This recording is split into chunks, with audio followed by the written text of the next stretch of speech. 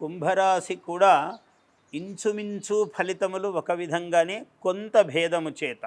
ఎందుకంటే ఆదాయము 2, వ్యయము 8, రాజపూజ్యము 4, అవమానము 2.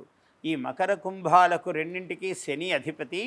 అందువల్ల కుంభానికి కూడా ముఖ్యంగా స్త్రీలకు మకరము కన్నా కుంభరాశిలో స్త్రీలకు ఇంకా చాలా బాగా కలిసి వస్తుంది. ఈ కుంభరాశి స్త్రీలకు ఉంటే వాళ్లకు విశేషమైన యోగాలు ఉన్నాయి.